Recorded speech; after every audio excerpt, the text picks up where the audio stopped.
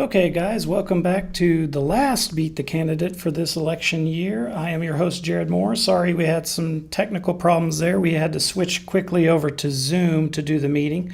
Tonight we're having Mr. Nelson Harjo Sr. He is the incumbent in Okmulke District Seat B. Mr. Harjo, thank you so much for joining us tonight. Well, thank you for the invitation. I appreciate it. Here at the beginning, let me just go ahead and give you a few minutes to tell us about yourself and why you're running for re-election. Well, I originally come from Waleek, Oklahoma.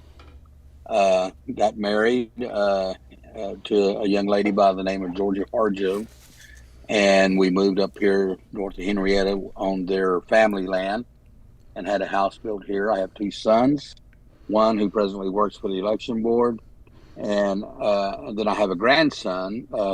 He lives in Tahlequah, who's learning the language. And, I've got a robotics degree. I've been with the tribe now for probably a little over 20 years in some capacity, whether it was managing a housing place for them or whether it was being an appointed official and so forth. But the main reason, again, while I'm running is because there are really a lot of things that I have been working on that I don't really want to left undone. And I'm wanting to see us, hopefully, to open up the communications between the three branches that exist within our tribe. So that way we can pull what you would call almost like a power play and start moving our tribe forward and writing new laws to accommodate new things that need to be coming our way and just really being proactive. And so that way we can begin to do things that we haven't done before. And I'm just excited because I really see all the possibilities that we have as a tribe. I see that there's a lot more to us than what we're presently doing now. And I would just like to be a part of that group that is helping that. But there again, I would also step aside once I felt like, I'm getting too old, because we always need new blood that's in there, to take control and move us forward. So that's mainly the reason why. Okay. And guys, just to remind you yet again, if you've tuned into the previous ones, you don't need to hear this, but I'm going to prioritize the chat questions. And then when after we've worked our way through the chat questions, I'll move to the email questions. You guys tuning in might see that the chat has a whole bunch of stuff in it from before we even started. I was trying to work with T.Y. Pearl and figure out why his question kept getting blocked, but we couldn't figure it out. So I'm going to ask his question as I understand it, and if it's all wrong, well, we'll just have to deal with it. But I think I know what he was trying to ask, and I think what he was asking is, Mr. Harjo, are you familiar with the petition to impeach the Supreme Court justices? And if so, are you going to sign that petition? I think I am familiar with that. And I don't have issue with signing that because, although I may be an elected official, I'm also a citizen of this tribe, which allowed me to be an elected official. So I have that capability as a citizen. Okay. Do you think so? Yes.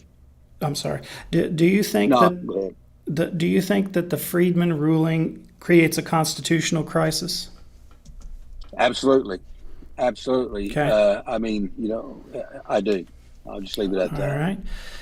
Let's see here. Okay. Those were the two questions we were trying to work out. For some reason, YouTube didn't want him to post those. So now I'm going to start. T.Y. Pearl asks, will you support putting the measures requested by Principal Chief Hill in Executive Order 2502, but I think he means 2505, to comply with the Freedman Citizenship Supreme Court order on the ballot for consideration?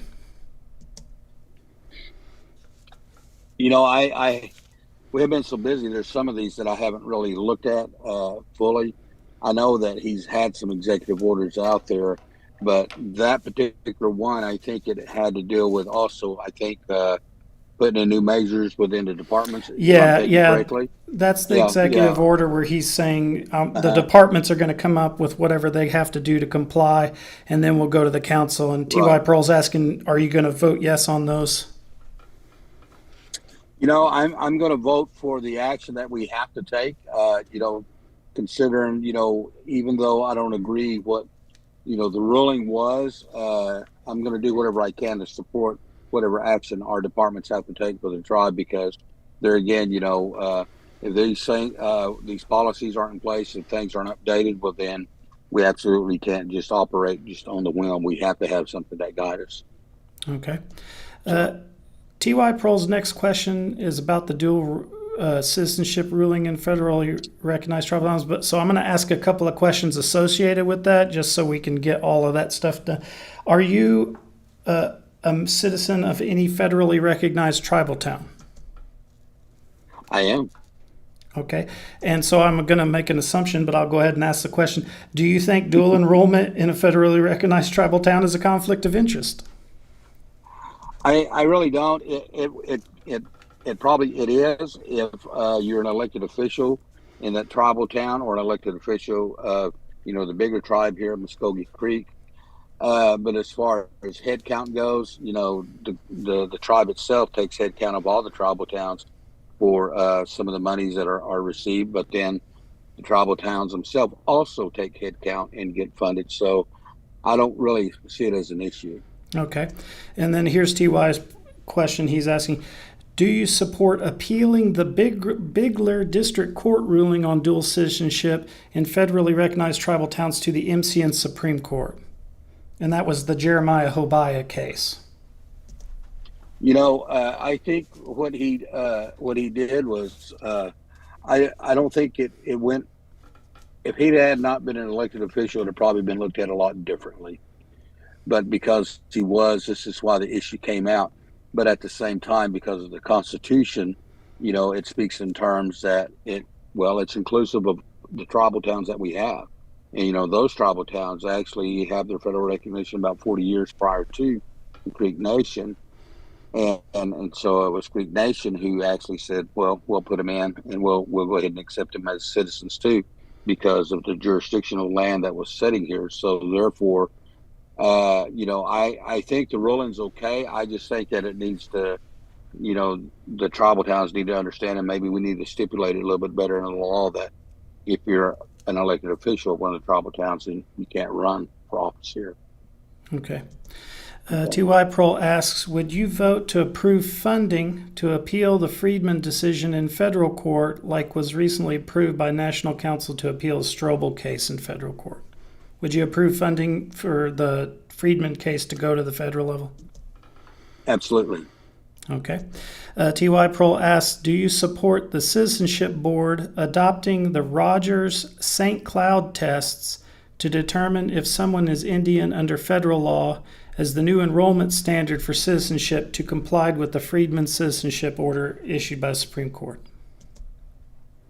I'm not really fully aware of all what that entails. I would probably have to read it a little bit more to whether I could really make a real good decision on how I would feel about that particular subject. Okay. T.Y. Pearl asks, do you support increasing the school clothing donation allocation? I absolutely, because, unfortunately, we have kids and people that still, unfortunately, even in the metropolitan areas, that almost live as though they're on a desert. Some of them can't find jobs. They have to travel out. And unfortunately, we still have, we're still Indian people. That's the whole thing. We're still Native people.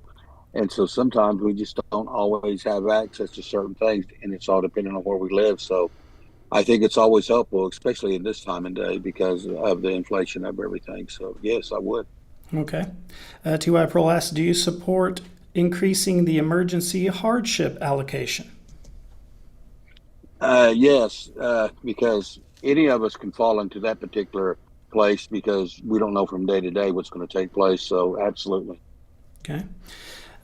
T.Y. Pearl asks, do you support changing the age of eligibility to receive elder services?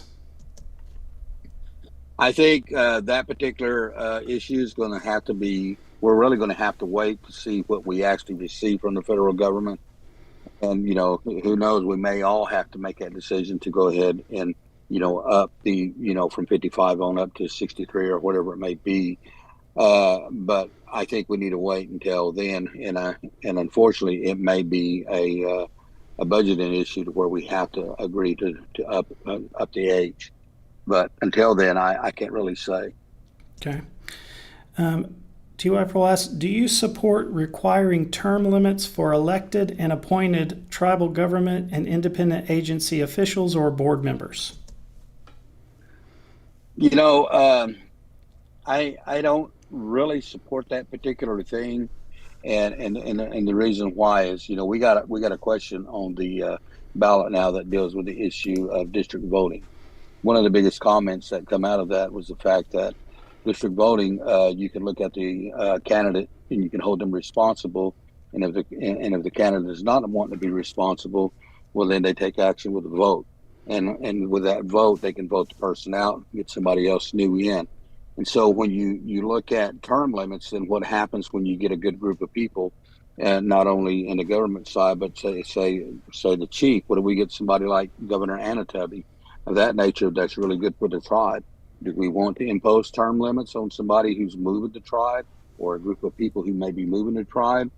What we do when we impose all these things, well, then we take away the power that the people really have. We take away from them recognizing that they absolutely have the power to remove somebody through a vote. And so in lieu of weakening that power, we need to help them understand you still have the authority and the power to vote people in and vote them out. So term limits, all that does is give us, it gives somebody, if you do 3 term limits, well, then they can just say, well, I'm just going to kind of la-di-da my way through the 3 term limits because I still have 3. And if you don't vote me out, well, no big deal. And you may be saying, well, we'll just wait until they can't run no more. Well, that's not the ideal. The ideal of the vote is to express what you feel that about the person that you absolutely need in there. And I think by doing that, well, then I think we kind of put a little crutch on the people. Okay. Well, and you kind of spoke a little bit about it too, but while we're talking about these issues, what's your opinion on the district voting measure? I really don't have a particular opinion, because I think the way we look at this, I know there's people that'll say, well, I don't know these people that live in that area or that area. Well, according to the voting, you can just cast your vote for one person and it doesn't really bother the other areas. But for those people who live in other districts who want to find out who they have also in the other districts and want to ensure we get good people in, well, then we take away that particular right to do so. And so I think there's so much there that I'm glad it's up for the vote of the people. Okay. That's what I think. All right. T.Y. Pearl asks, do you support requiring votes of retention for all judges during the regular principal chief elections? I think so. I think that those particular areas we need to look at a little bit more closely, and I think I think there needs to holy cow. I may not say too much. They may take me before them. I don't know. I just know that when we get judges, it's difficult sometimes, because not all of a sudden you're looking at the council and you can say, well, the council is the one who confirmed them, put them in. And so I think a vote of the people would be good in some ways, but the people are going to really have to take a real dynamic look at who these people are.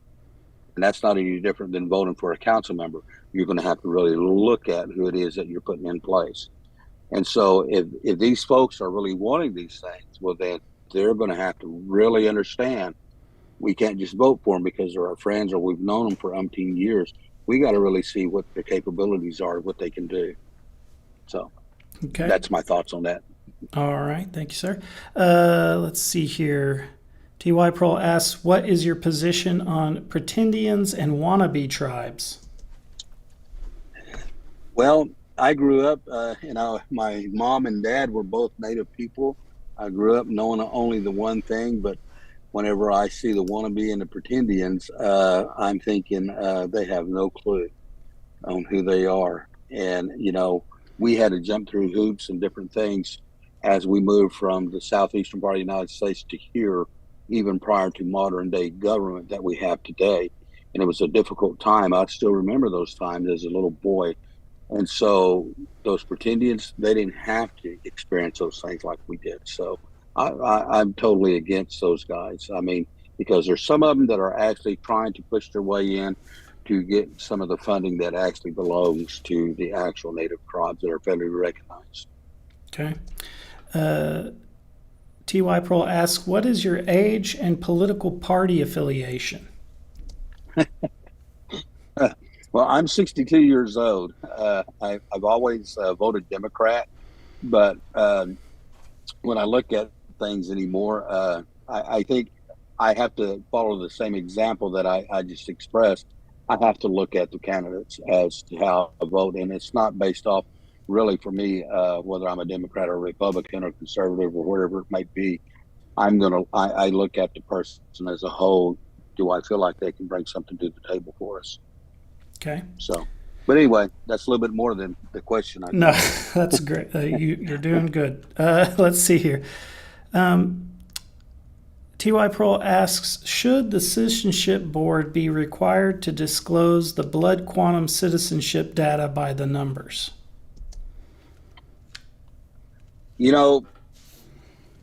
I don't know how to really answer that particular question because, I know as citizens of this tribe, there are certain things that we need to know as individuals, but I think there's certain things we don't necessarily need to know about every individual.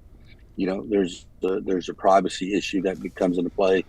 And if that's just a number without a name and anything else linked to it, it may not be such an issue. But then we have to be careful. Unfortunately, in this day and time, we have to be careful with who gets that information. And because, it's just times are a little bit different today. So I'd have to think about that one for the reason why they want that information. Okay.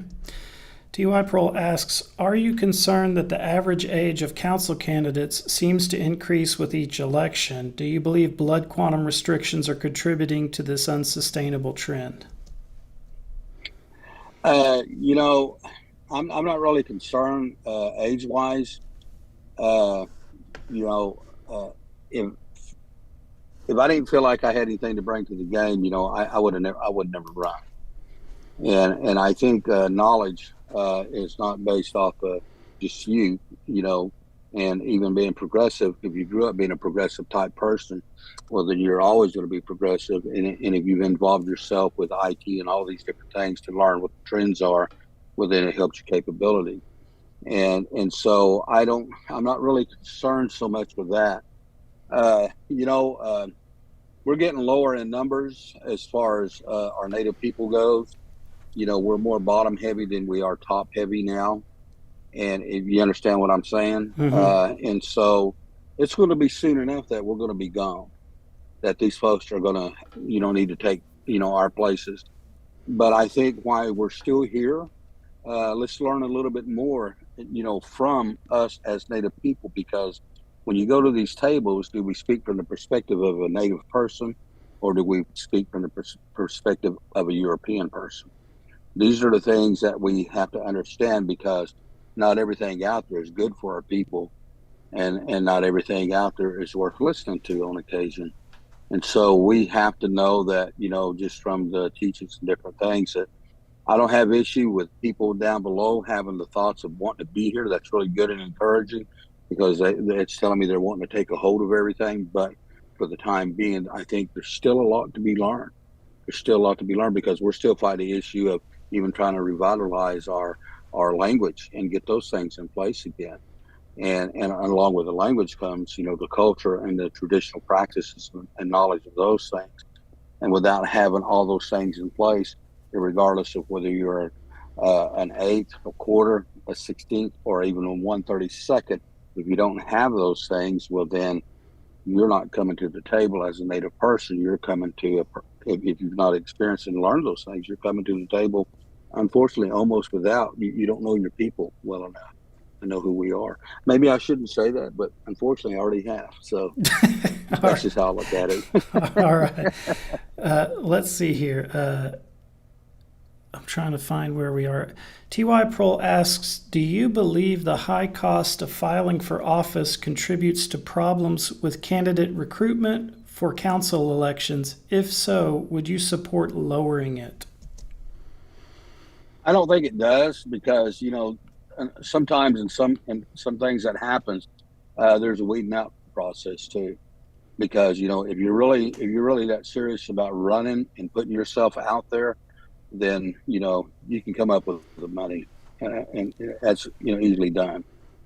And so I wouldn't support lowering it at all because there again, if you're going to be serious, because the thing is when we do this, we pay our money, but we also understand another thing that it's just like sitting here talking to you. Our head also gets put on the chopping block too, and so if you're that serious, well then just pay the money.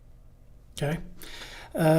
T.Y. Prohl asks, should treaty tribes have consent authority over non-treaty state and federally recognized tribes located or operating inside the current or historic reservation boundaries and ceded ancestral homelands by treaty?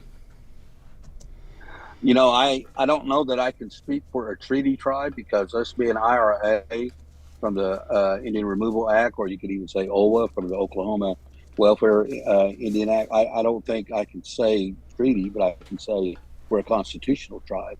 And being a constitutional tribe, I think we have rights over those people. And I think we should have that particular authority in those places. Okay. T.Y. Prohl asks, do you support Ojibova? Do you support terminating the porch band's federal recognition?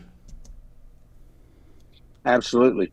Because, from just hearing what I've heard, there's a good possibility, and and we got enough people who still know the linkage as far as what the ancestral connections are that some of those folks down there, they're not really connected to that particular piece of land. That's why they were given a federal recognition where they were at, not necessarily there. And so, yeah, I support what's happening down there for us on our behalf. Okay. T.Y. Prohl asks, would you support putting same-sex marriage on the ballot? I was that question was asked of me the last time that I ran.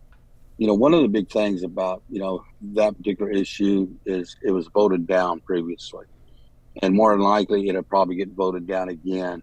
But one of the main reasons is I received a phone call from a lady that was of that lifestyle, and they were really upset. They said, why is it that there's a lot of time wasted on that issue? Because when we go up there, we don't have to answer any of those type of questions unless we want to, and we still get the same services, whether or not if you do that for us. She said, so I'm just fine. So that's from her standpoint. And so, I have to say that I voted no before, and I would probably vote no again. Okay. T.Y. Prohl asks, do you believe the Indian Arts and Crafts Act is adequately enforced on the reservation to protect against frauds? I haven't really, being an artist myself, I don't go out and vend as much as I used to, but I do know a lot of our vendors.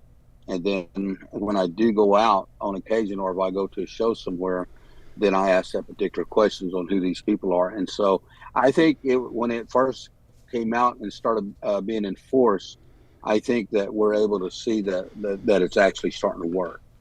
And so people have to say they're making things in the Native American style. They can't claim to be Native Americans who are making these particular things. So I think it's working. Okay. T.Y. Prohl asks, Fumby or Chumby?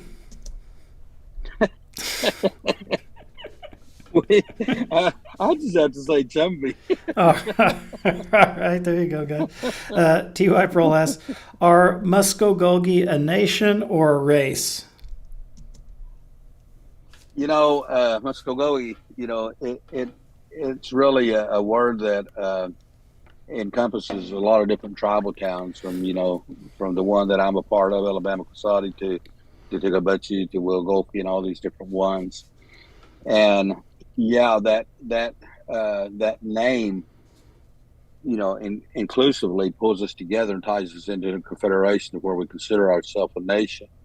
But as far as the people, when you're talking about human beings, yeah, we're a race of people just like everybody else is, and so this may be a modern government up there holding that particular name in place, showing that we're a nation, but the people who are citizens of this tribe are definitely a Native American race.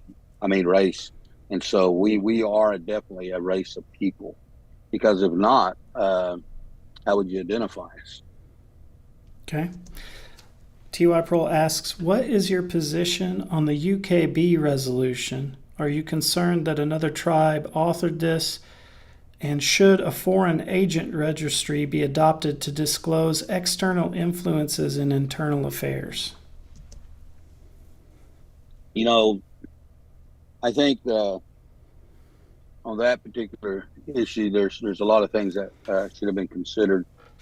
And, as of right now, even with the particular thing that happened not too long ago, I haven't heard anything come out from DC that speaks to that particular item.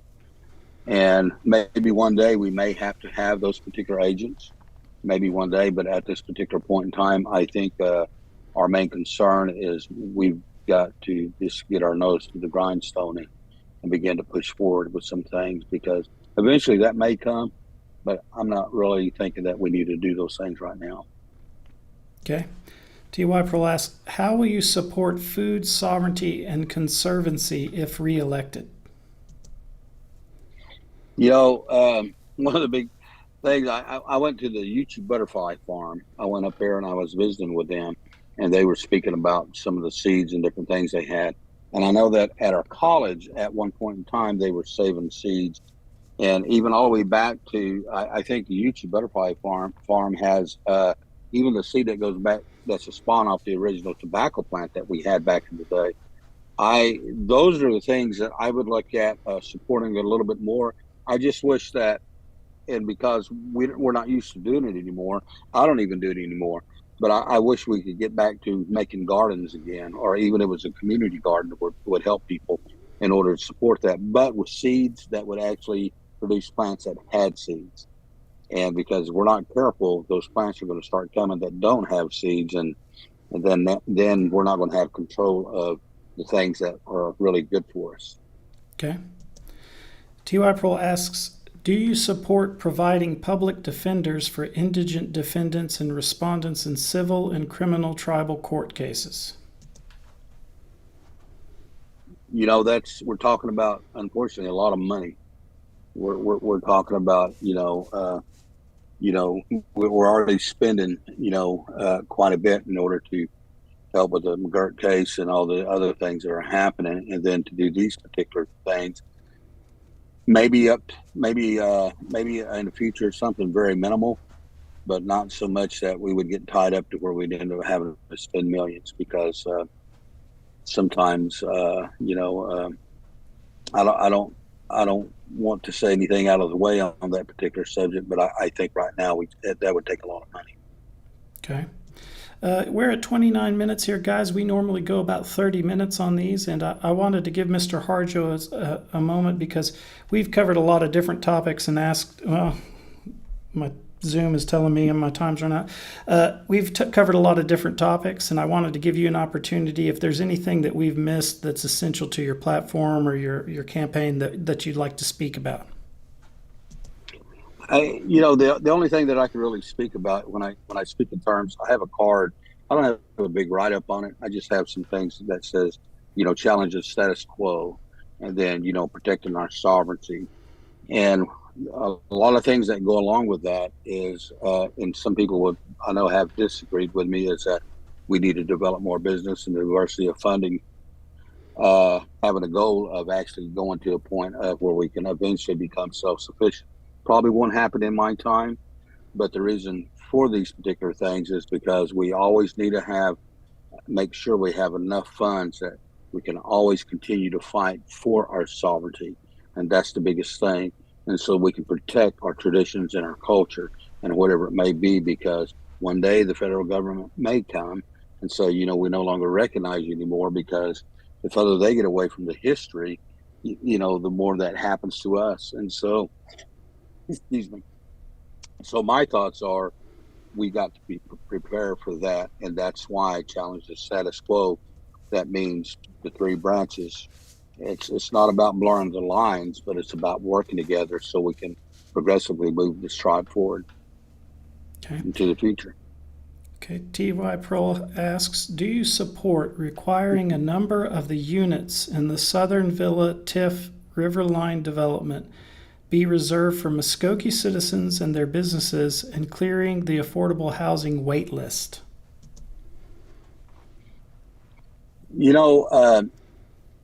Some of these, the wait list has really been approached and I think the approach of it has been really well, because we have houses out here that are empty, but there's people who just won't take them because they don't want to live in those particular areas. And so after being asked so many times, they put them back to the bottom and go to the next person to put them in places. So we have houses. It's just that, unfortunately, for whatever reason, those without a house that want a house just won't take them. And I can't speak to their reasoning. I just know that we have availabilities there for them if they need it. Okay. Well, I don't see any more questions in the chat, guys, and we are at 32 minutes, so I think we're going to wrap up for tonight. Mr. Harjo, thanks so much for joining us tonight. And thank you. Thanks for you guys to tune in and ask your questions. And we originally had Sandra Parrish scheduled for tomorrow at 6 p.m., but she called me today and she had to cancel. So this is actually going to be our last Meet the Candidate video for this season. And that's the update. And we're probably going to make a Facebook post about it tomorrow to let everybody know again that this is the last one. So, and then early voting starts on the 17th. So if you haven't sent in, if you're not an absentee voter and you actually go to the polls, you can go early tomorrow and Thursday. I don't think it goes through Friday, and then Saturday is the election day. And like I said, we'll be having a live stream on Saturday for the election results to come in. So with that being said, Mado, you guys, Hadum, Chihichath Lis.